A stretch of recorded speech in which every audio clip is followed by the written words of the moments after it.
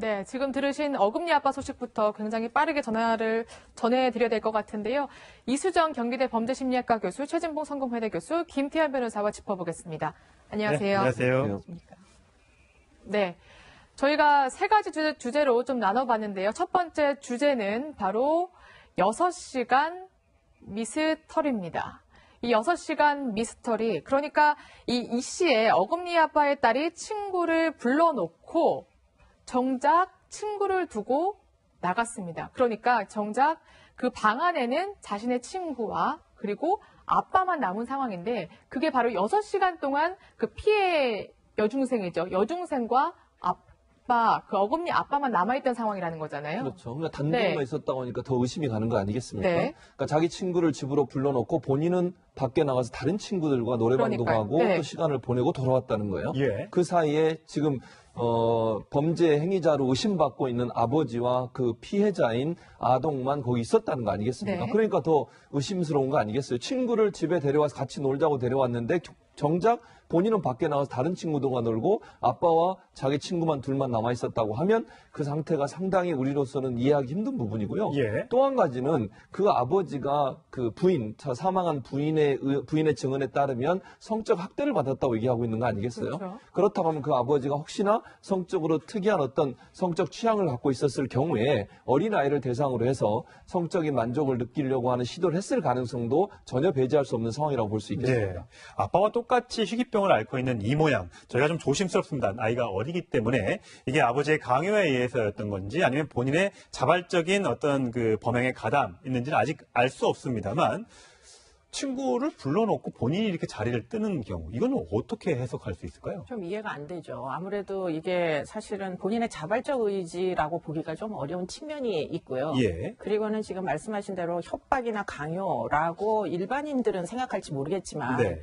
만약에 이 가족에게 아주 어릴 때부터 어떤 특별한 가족의 뭐 어떤 유기적인 관계가 있었다면 사실은 아빠가 원하는 것을 굳이 말하지 않고도 예. 딸이 아빠가 뭘 원하는지를 짐작했을 수 있고 아빠의 그런 희망사항에 순응했을 가능성이 얼마든지 있기 때문에 네. 예. 그것은 굳이 협박이나 강요 없이도 일종의 뭐 상당 부분 조력자로서의 역할 같은 거를 충분히 할 수 있거든요. 예. 그렇기 때문에 지금 무조건 이 지금 어린 아이를 공범으로 취급을 하면서 피의자를 수사하듯이 이렇게 하는 것보다는 네. 지금 이제 깨어났으니까 시간적 여유를 주고 심리적으로 충분히 아빠와 분리될 수 있고 본인의 신변이 안전하다는 확신을 할 때까지 기다렸다가 조사를 하는 것이 좀 더 많은 진술을 받아낼 수 있을 것이라고 보이고요.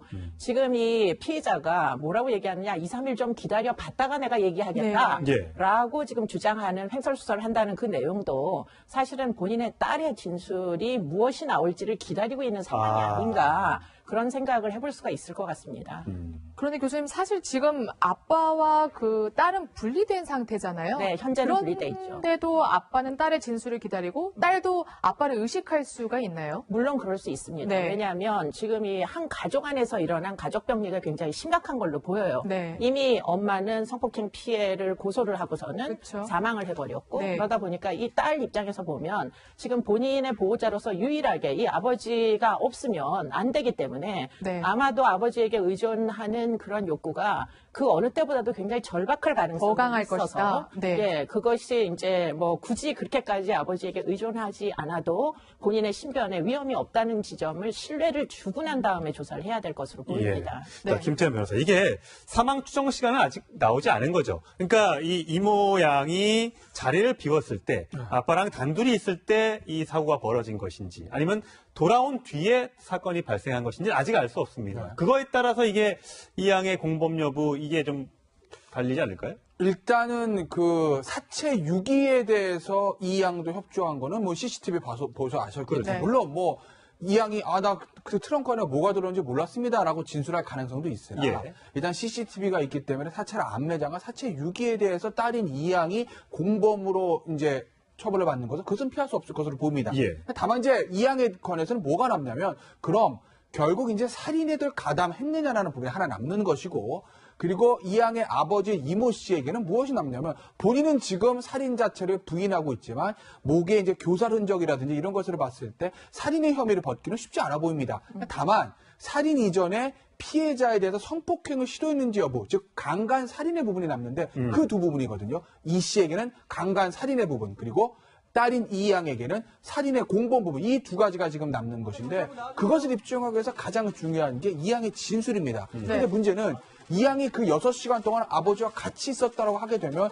본인이 본 것들을 진술할 수 있을 텐데 이 양 입장에서 보면 어떤 이유든지 간에 나는 친구를 데려다 놓고 나와서 밤 8시 다 돼서 6시간 동안 집에 없었어요. 그러니까 6시간 동안 무슨 일이 있었는지 나는 모릅니다. 라고 이제 진술했을 경우에는 그러면 살인의 공범 부분과 강간 살인의 부분에 대한 경찰의 수사는 그 부분에 대해서 조금 난항을 겪는 부분이 있죠. 다시 한번 그래픽 보면서 저희가 좀 살펴봐야 될 것 같아요. 방금 말씀하신 부분이 중요한 부분인데 지금 보면 낮 12시에 피해 여중생을 만나서 12시 20분쯤에 이제 집으로 들어간 거잖아요.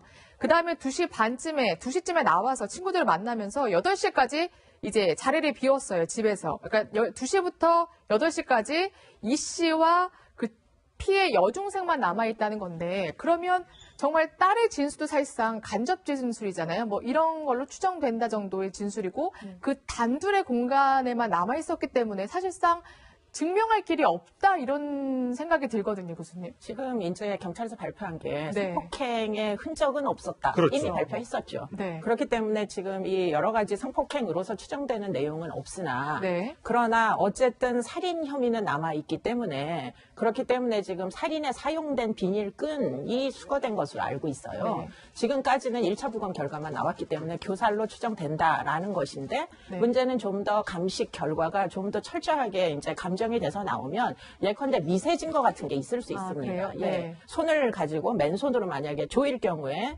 뭐 피부에 세포들이 떨어져 나와가지고 DNA 같은 것들이 범행 도구로 네. 사용된 비닐끈에서 나온다거나 이런 것들이 사실은 직접 증거가 될 수 있거든요. 예. 그런 것들이 지금 이제 앞으로 어떻게 수사가 진행되느냐를 예후를 지켜봐야 되는 대목이죠. 예. 네. 사실 희귀병을 앓고 있기 때문에 교우 관계가 원만했을까라고 생각하시는 시청자 여러분들이 계실 텐데, 자, 초등학교 동창이 기억하는 이 모양의 모습, 어떤 모습이었는지 영상으로 보시겠습니다. 번호를 추가하고 휴대폰도 맨날 거의 일주일에 한 번씩은 바뀌었다고 핸드폰이 막 여러 개가 있었어요. 보면 돈으로 친구를 만들려고 했다. 휴대전화를 한 달도 아니고, 예. 뭐 물론 뭐 저 과장이 섞였을 수도 있겠습니다만 너무 자주 바꿨다는 거 아니겠습니까? 그렇죠. 돈을 가지고 어떻게 친구를 포섭하려 했다. 이걸 어떻게 해석해야 돼? 뭐 이런 거죠. 그러니까 본인이 개인적으로 어떤 인간관계를 맺는 방법들이 우리는 사람과 사람 사이의 어떤 정 또는 어떤 관계 형성의 방법이 그렇죠. 대화를 통해서 가능하지만 저 친구는 아마 그렇게 하지 못했던 것 같아요. 아마 질병 때문에 그랬을 수도 있고 학교를 자주 빠졌을 수도 있고요. 그러다 보니까 결국은 아이들한테 뭘 사주거나 뭘 선물을 하거나 이러면서 아이들을 끌어들이는 거잖아요. 어린 아이일수록 그런 부분에 끌려서 친구 집에 가는 경우가 많지 않겠습니까? 예. 그래서 선물을 주거나 좋은 맛있는 음식을 사줬을 경우에 그것 때문에 친구들이 오게 되는 건데 그런 방법으로 친구 관계를 유지했을 가능성이 있다고 봐요. 사실은 이번에도 오랫동안 연락을 안 하다가 친구들에게 연락을 해서 친구를 집으로 데려왔거든요. 그런 부분으로 본다고 하면 이 씨의 딸, 지금 현재 이 씨의 딸이 그런 방법으로 친구를 사귀고 그런 방법으로 아이들을 집으로 데려와서 아버지에게 일정 부분 동조했을 가능성이 있지 않나 하는 생각이 들고 또 한 가지는 이제 이렇게 되면 문제가 뭐냐면 후원금을 어떻게 썼느냐 문제가 또 발생할 수밖에 없는데 이 씨 같은 경우에 잘 아시는 것처럼 외제차를 3번이나 바꿨고요. 또 하나는 본인의 온몸에 문신을 하는데 약 3천만 원 정도의 돈을 들어갔습니다. 차를 사고 그걸 튜닝한다고 하는데 튜닝하면서 4천만 원을 썼어요. 그러니까 후원금으로 들어온 돈을 아이의 수술비라든지 아니면 아이의 치료에서 쓰는 것보다는 개인의 어떤 욕망을 채우는 데 썼을 가능성이 충분히 우리도 고려해 볼 수 있다고 볼 수 있겠습니다. 네. 일단 지금 이 씨도 조사를 받고 있고 오늘 딸도 조사를 한다고 하니까 좀 그 조사 결과를 기다려봐야 될 것 같고요. 다음 주제를 한번 살펴보겠습니다. 자, 이 씨의 직업에 대해서 경찰은 무직이라고 밝혔는데 중국집 주방장인데라고 도봉구의 은신처에서는 그 계약을 하면서 이렇게 소개를 했습니다. 그런데 이웃 주민들에게는 교수님 다 정말 다르게 말했더라고요. 뭐 지금 뭐 중국집 주방장도 있고요. 뭐 방송사 작가라고 말하기도 하고요. 뭐 학원 운영을 한다고 하기도 하고 이런 성격은 좀 어떻게 봐야 되는 겁니까? 글쎄 이거는 뭐 하나도 진실이 없는 거죠. 네, 이 그러니까요. 사람 만나서 이 얘기하고 저 사람 만나서 네. 저 얘기하고 본인에게 그때마다 유리한 진술을 전혀 양심에 꺼리낌 없이 지금 하고 있어서 네. 이런 것들이 결국에는 이 사람의 능수능란함 또는 뭐 어떻게 보면 병리적인 거짓말 뭐 이런 것들로 추정돼서 이 사람 굉장히 이중적이고 성격적인 문제가 있었다 이렇게 볼 수밖에 없고요. 예. 또 한 가지 고려되는 게 이제 동영상을 이용할 줄 안다는 거예요. 그래서 이제 네. 블로그를 운영하면서 사람들을 현혹시키는 방법 같은 거를 네. 너무 능수능란하게 잘 사용했다. 이 대목도 결국에는 지금 이 범죄와 매우 밀접 연관성이 있다고 보입니다. 예. 자, 이웃 주민들은 이 어금니 아빠를 어떻게 기억하고 있을까요? 한번 들어보시겠습니다. 한번에 주차장에 보면 전등에 붙여놓고 의제처럼 매일 끌고 와서 또 바꿔 또 끌고 와서 이렇게 수리하고 이랬던 거야. 무시하고 오늘 다리구나 팔에 다 있어. 그쵸. 문신은 잘 모르겠어요. 언제 했는지는 잘 모르겠는데 저게 일찍 알려졌으면 사람들이 저분한테 이렇게 여러 기부금을 보냈을까라고 생각이 들 정도로 좀 흉측하고 좀 망측하던데요. 뭐 문신이 있는 사람들이 다 뭐 잘못됐고 이상한 건 아닌데 예. 어쨌든 저 사람이 이제 나와서 했던 방송에서 했던 딸과의 어떤 애틋한 사연이라든지 어금니 아빠로 불리게 된 그런 어떤 사연들 네. 그때 소개됐던 모습들과 지금 단순히 뭐 여중생 살인이면 이걸 차치하더라도 했던 생활들 그리고 문신 그 여러 가지 본인의 직업들에 대해서 정확히 말하지 않은 점 이런 점들은 사실 예전에 나왔던 그런 어금니 아빠의 모습과는 매치가 안 되는 건 아니겠습니까? 그렇죠. 그러니까 이제 앵커도 지적한 듯이 만약에 저 사람의 본 모습을 봤다면 차를 튜닝을 하고 비싼 개를 사고 그리고 특별한 직업이 없이 그 돈을 가지고 지금 생활했을 거로 이제 추정이 되고 있는데 그런 모습들을 봤다면 사람들이 그냥 기부금을 보냈겠습니까? 그러니까 하나 걱정되는 건 이 사건 때문에 지금도 TV를 통해서 보시면은 여러 가지 굉장히 아픈 아이들에 대해서 후원을 요구하는 광고들을 많이 예, 나옵니다. 전화로 뭐 AS 2,000원, 그렇죠. 3,000원, 네. 그것을 보고 많은 이제 시민들이나 시청자들 아 정말 너무 안 됐다라고 해서 2,000원 또는 10,000원 이렇게 보내곤 하는데 이 사건 때문에 그런 정말 진짜 피해자 어떤 불쌍한 분들에 대한 기부금이 조금 줄지 않을까 하는 그런 조금 걱정이 되곤 있죠. 그러니까 어금니 아빠의 수상한 정황이 정말 한두 가지가 아닌 게 또 하나 저희가 좀 짚어봐야 될 게 그 아내가 사망한 직후에 한 방송사에 제보를 했는데 굉장히 제보 내용이 독특했다고 하더라고요. 그러니까요. 제보가 네. 뭐라고 했냐면 모 방송사에 장례 비용이 필요하다. 이렇게 얘기를 하고 또 하나는 뭐라고 했냐면 아이의 수술비가 필요하다 네. 하면서 또다시 돈을 모금하려는 시도를 했어요. 그러니까 제 딸 수술이 곧 다가옵니다. 수술비 3,500원 정도. 그리고 아내 장례 비용도 없다고 하고. 근데 지금까지 생활한 여러 가지 지금 우리가 얘기 나눴습니다만 생활한 내용을 보면 호화로운 생활을 한 것처럼 보여요. 차만 팔아도 3,500만 원. 그러니까요. 그 본인의 문신하는데 그 많은 돈을 뭐 문신 전문가들이 얘기하기에 3천만 원 정도 들었다고 하니까 그 정도로 돈을 쓰면서 돈이 없다고 또 아까 이수정 교수님 말씀하신 것처럼 영상을 이용해 사람들을 현혹시키는 저런 행동을 보면 진실성이 상당히 떨어지는 사람이 아닌가 하는 의심을 가질 수밖에 없다는 거죠. 그러면 저분이 하는 모든 진술을 우리는 좀 의심하면서 봐야 될 필요가 있고요. 지금 현재 아이의 사망과 관련해서도 본인은 자기가 그냥 영양제 안에 넣어놨던 수면제를 먹었다고 얘기하는데 그것도 사실은 믿기 어려운 상황이다. 네. 이렇게 볼 수 있겠습니다. 자, 어금니 아빠 이 씨가 오늘 오전 10시 30분 조금 전입니다. 경찰에 출석해서 세 번째 조사를 받고 있습니다. 오늘 출석하는 모습 보고 오시겠습니다. 피해자 왜 부르셨어요? 그냥 단둘이 있었던 거 맞아요? 한 가지 하는 거 아니에요? 자, 그동안에는 줄곧 휠체어에 앉아서 출석을 했는데 오늘은 이제 걸어서 왔고요. 네, 네. 아직까지도 지금 미스테리한 게 살해 동기가 안 나오니까. 네. 도대체 왜 아직 뭐 죽인 걸 확정을 할 수 없습니다만 네, 네, 네. 도대체 왜 그런가 정말 궁금하거든요. 어떻게 봐야 됩니까? 근데 이제 우리가 곰곰이 생각해 봐야 되는 게 지금 이제 만약에 뭐 딸이든 아버지든 뭐 당시에 두 사람밖에 없었으니까 예. 집안에 그 둘 중에 하나에 의해 가지고 이제 사망에 이르렀는데 뭐 둘 다 관련돼서 있을 수도 있겠지만 그러면은 지금 아마도 이 아이 피해자가 특정이 돼서 요 아이만 초대를 받았어야만 한다는 게 우리의 일단 상식적인 전제잖아요. 예. 근데 그 당시에 여러 아이들에게 접촉을 해서 그 중에 하나 이제 방문한 아이가 이 아이였고 그래서 결과적으로 이 아이가 피해를 당했다는 거거든요. 그렇죠. 그러니까 지금 초대를 한 대상자를 보면 어떤 아이라도 상관이 없었다는 거예요. 네. 지금 이 연령돌에 14살 정도 되는 소녀들 중에 그 누구라도 예컨대 지금 이 집에 방문이 돼도 큰 문제가 없었다. 예. 이렇게 볼 수 있기 때문에 지금 과연 그런 대상을 뭐 해서 범죄를 저지를 만한 동기가 뭐가 있겠느냐. 결국에는 상당 부분 우리가 의심하고 있는 대목이 뭐 상당히 그럴듯한 이유로 등장을 하는 이유가 되고요. 또 증인들 그 주변에서 사실은 이 사람이 학원을 자기가 운영한다고 하면서 그랬죠. 비슷한 연령대의 여자아이들을 뭐 같이 동반하고 다녔던 적이 꽤 있었다라는 진술들이 지금 나오고 있습니다. 예. 이웃들에 의해 가지고. 예. 그런 이제 취향 같은 것들을 봤을 때 이 사건이 그냥 단순히 성폭행 흔적이 없다고 하여 성범죄에 대한 혐의를 두지 않아도 되는 사건인지 사실은 상당 부분 의문이 드는 지점이 있다. 이렇게 얘기할 수 있겠습니다. 저도 거기에 동의하는 게 네, 이게 네.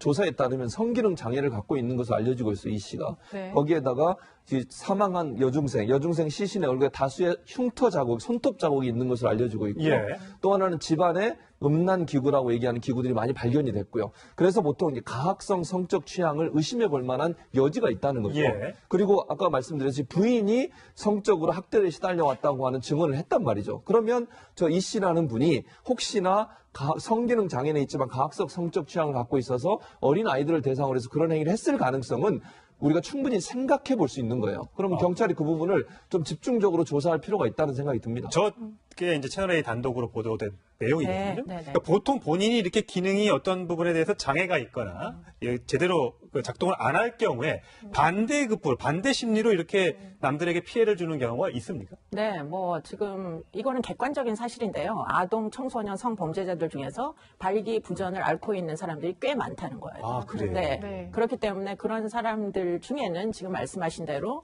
뭐 여러 가지 욕구 불만이 보상 심리 때문에 좀 더 취약한 대상에게 다른 방식으로 이제 투사가 돼서 결국 그것으로 이제 그 만족을 얻으려는 시도를 할 수가 충분히 있죠. 네. 네, 알겠습니다.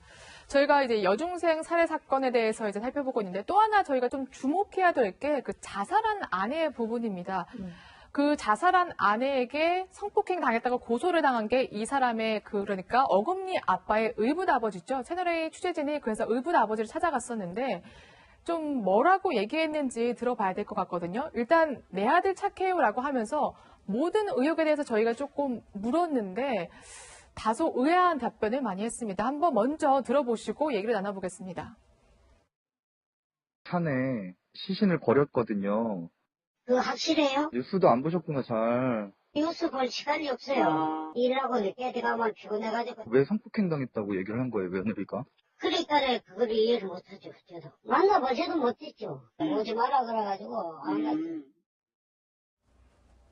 그러니까 제가 취재 기자한테 직접 물어봤어요. 진짜로 약간 모르는 뉘앙스였냐 아니면은 조금 발뺌하는 뉘앙스였냐고 물어보니까 아 정말 자신의 통화에서 그 아들의 그런 살해 얘기를 듣고 아들의 그런 사건 얘기를 듣고 한동안 말을 잊지 못하고 겨우 대답을 한 거라고 하더라고요. 네, 그러니까 만약에 그게 네. 뭐 감정적으로 사실이라고 하면 몰랐을 가능성은 있죠.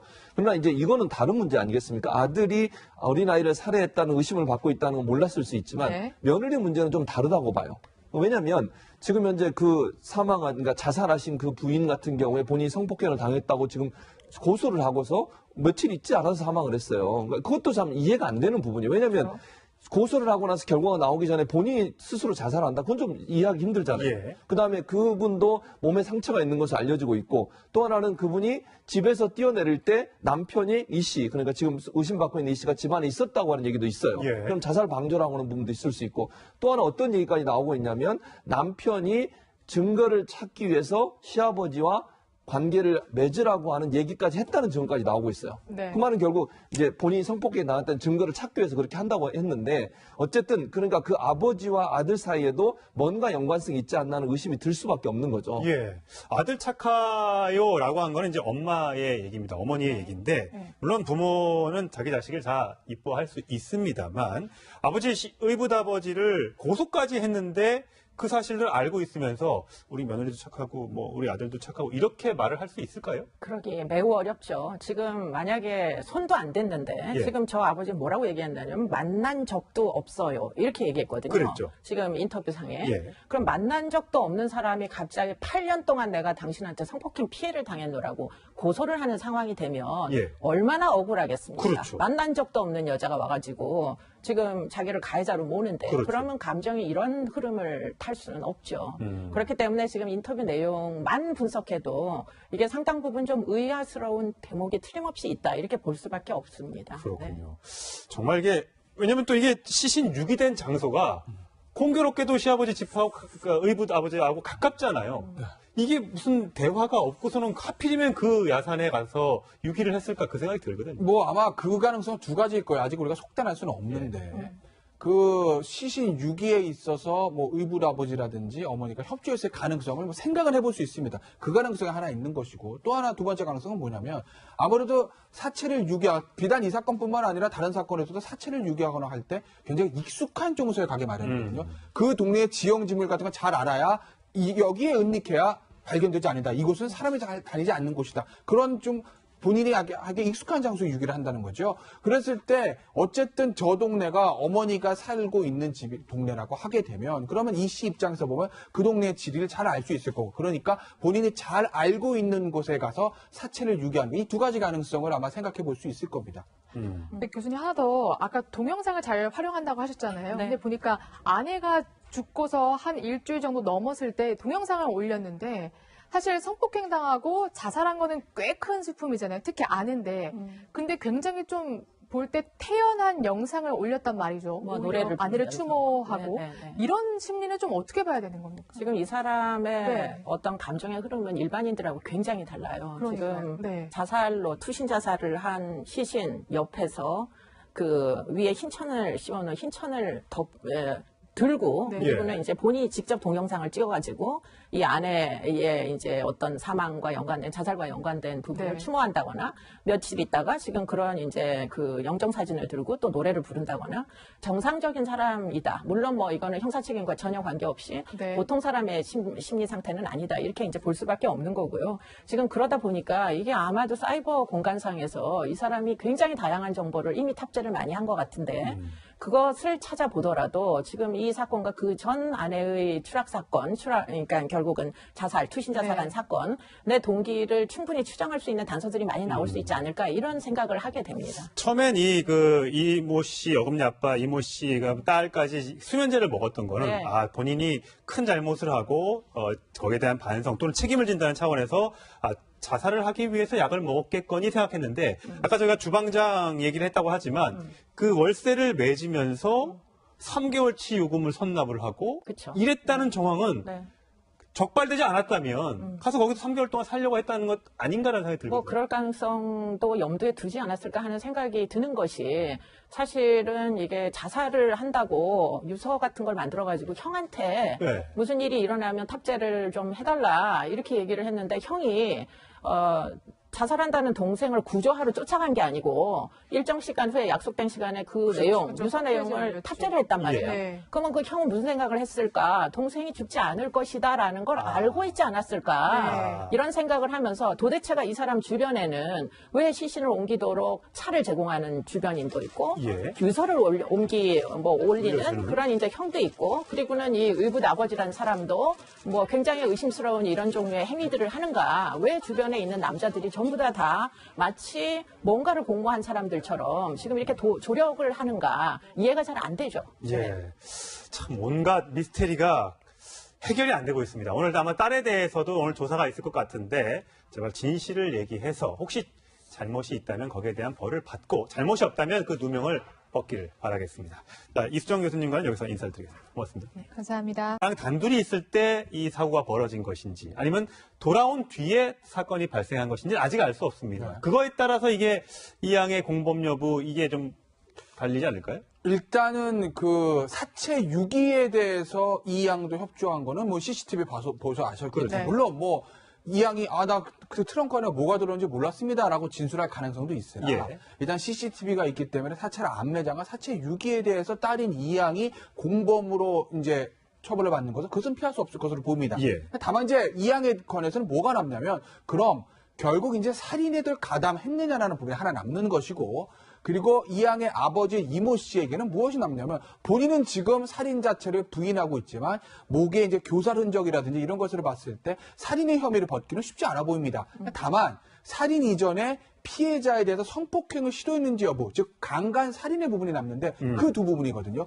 이 씨에게는 강간 살인의 부분, 그리고 딸인 이 양에게는 살인의 공범 부분, 이 두 가지가 지금 남는 것인데 그것을 입증하기 위해서 가장 중요한 게 이 양의 진술입니다. 근데 문제는 이 양이 그 6시간 동안 아버지와 같이 있었다고 하게 되면 본인이 본 것들을 진술할 수 있을 텐데 이 양 입장에서 보면 어떤 이유든지 간에 나는 친구를 데려다 놓고 나와서 밤 8시 다 돼서 6시간 동안 집에 없었어요. 그러니까 부인의 증언에 따르면 성적 학대를 받았다고 얘기하고 있는 거 아니겠어요? 그렇죠. 그렇다고 하면 그 아버지가 혹시나 성적으로 특이한 어떤 성적 취향을 갖고 있었을 경우에 어린아이를 대상으로 해서 성적인 만족을 느끼려고 하는 시도를 했을 가능성도 전혀 배제할 수 없는 상황이라고 볼 수 있겠습니다. 네. 아빠와 똑같이 희귀병을 앓고 있는 이 모양, 저희가 좀 조심스럽습니다. 나이가 어리기 때문에 이게 아버지의 강요에 의해서였던 건지 아니면 본인의 자발적인 어떤 그 범행에 가담 있는지는 아직 알 수 없습니다만 친구를 불러놓고 본인이 이렇게 자리를 뜨는 경우 이건 어떻게 해석할 수 있을까요? 좀 이해가 안 되죠. 아무래도 이게 사실은 본인의 자발적 의지라고 보기가 좀 어려운 측면이 있고요. 예. 그리고는 지금 말씀하신 대로 협박이나 강요라고 일반인들은 생각할지 모르겠지만 네.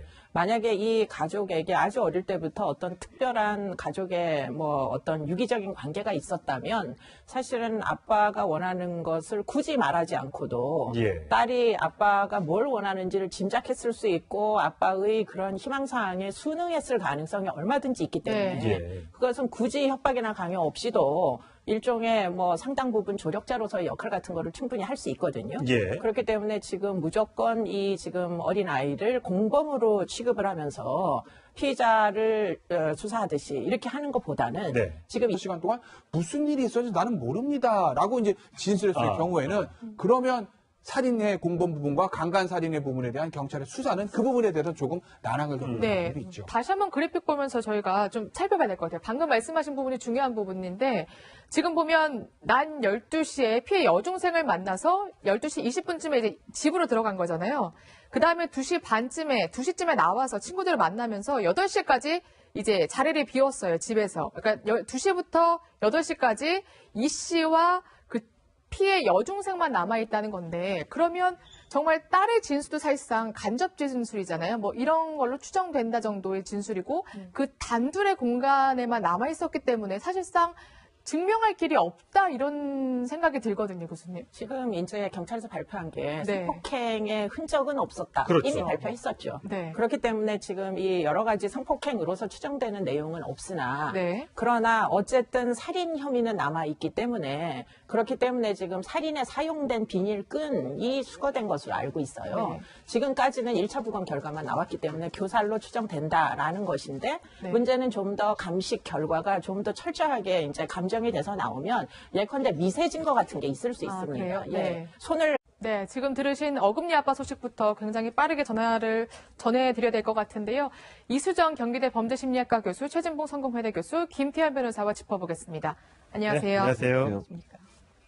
네, 저희가 세 가지 주제로 좀 나눠봤는데요. 첫 번째 주제는 바로 6시간 미스터리입니다. 이 6시간 미스터리, 그러니까 이 씨의 어금니 아빠의 딸이 친구를 불러놓고 정작 친구를 두고 나갔습니다. 그러니까 정작 그 방 안에는 자신의 친구와 그리고 아빠만 남은 상황인데 그게 바로 6시간 동안 그 피해 여중생이죠. 여중생과 아빠, 그 어금니 아빠만 남아있던 상황이라는 거잖아요. 그렇죠. 그러니까 단둘만 네. 있었다고 하니까 더 의심이 가는 거 아니겠습니까? 네. 그러니까 자기 친구를 집으로 불러놓고 본인은 밖에 나가서 다른 친구들과 노래방도 그러니까요. 가고 네. 또 시간을 보내고 돌아왔다는 거예요. 예. 그 사이에 지금 범죄 행위자로 의심받고 있는 아버지와 그 피해자인 아동만 거기 있었다는 거 아니겠습니까? 네. 그러니까 더 의심스러운 거 아니겠어요? 친구를 집에 데려와서 같이 놀자고 데려왔는데 정작 본인은 밖에 나가서 다른 친구들과 놀고 아빠와 자기 친구만 둘만 남아 있었다고 하면 그 상태가 상당히 우리로서는 이해하기 힘든 부분이고요. 예. 또 한 가지는 그 아버지가 그 부인 사망한 이제 깨어났어요. 왔으니까 시간적 여유를 주고 심리적으로 충분히 아빠와 분리될 수 있고 본인의 신변이 안전하다는 확신을 할 때까지 기다렸다가 조사를 하는 것이 좀 더 많은 진술을 받아낼 수 있을 것이라고 보이고요. 지금 이 피해자가 뭐라고 얘기하느냐, 2, 3일 좀 기다려 봤다가 내가 얘기하겠다라고 지금 주장하는 횡설수설을 한다는 그 내용도 사실은 본인의 딸의 진술이 무엇이 나올지를 기다리고 있는 상황이 아닌가, 그런 생각을 해볼 수가 있을 것 같습니다. 그런데 교수님, 사실 지금 아빠와 그 딸은 분리된 상태잖아요. 네, 현재는 분리돼 있죠. 그런데도 아빠는 딸의 진술을 기다리고 딸도 아빠를 의식할 수가 있나요? 물론 그럴 수 있습니다. 네. 왜냐하면 지금 이 한 가족 안에서 일어난 가족 병리가 굉장히 심각한 걸로 보여요. 네. 이미 엄마는 성폭행 피해를 고소를 하고서는 그렇죠. 사망을 해버렸고, 네. 그러다 보니까 이 딸 입장에서 보면 지금 본인의 보호자로서 유일하게 이 아버지가 없으면 안 되기 때문에 네. 아마도 아버지에게 의존하는 그런 욕구가 그 어느 때보다도 굉장히 절박할 가능성이 더 강할 있어서 것이다. 네. 예, 그것이 이제 뭐 굳이 그렇게까지 아버지에게 의존하지 않아도 본인의 신변에 위험이 없다는 지점을 신뢰를 주고 난 다음에 조사를 해야 될 것으로 보입니다. 네. 김태현 변호사, 이게 사망 추정 시간은 아직 나오지 않은 거죠. 그러니까 이 이모 양이 자리를 비웠을 때 아빠